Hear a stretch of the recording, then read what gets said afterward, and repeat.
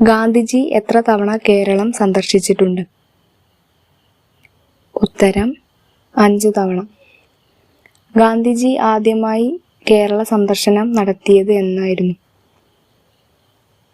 ഉത്തരം 1920 ആഗസ്റ്റ് 18-ന് ഖിലാഫത്ത് സമരത്തിന്റെ പ്രചാരണാർത്ഥം ആദ്യമായി കോഴിക്കോട്ടെത്തി.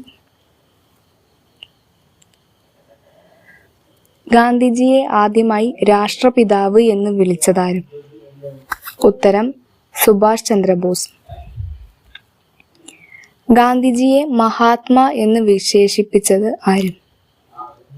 ഉത്തരം രവീന്ദ്രനാഥ ടാഗോർ. സത്യാഗ്രഹം എന്ന ഗാന്ധിജിയുടെ സമരമുറയ്ക്ക് ആ പേര് നിർദ്ദേശിച്ചത് ആരും?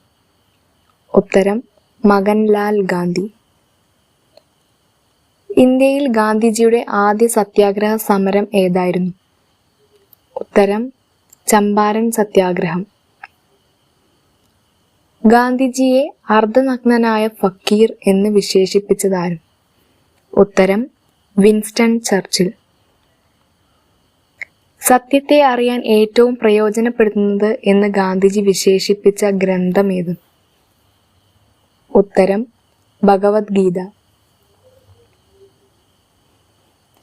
ഗാന്ധിജിയുടെ രാഷ്ട്രീയ ഗുരു ആരായിരുന്നു? ഉത്തരം ഗോപാലകൃഷ്ണ ഗോഖലെ. ഗാന്ധിജി തന്റെ ആത്മകഥ എഴുതിയത് എന്നാണ്? ഉത്തരം 1922 ജയിൽവാസത്തിനിടയിൽ.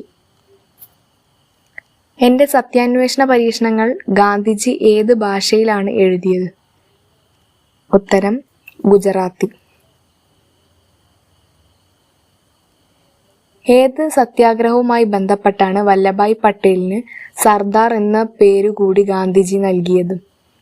ഉത്തരം ബർദോളി സത്യാഗ്രഹം.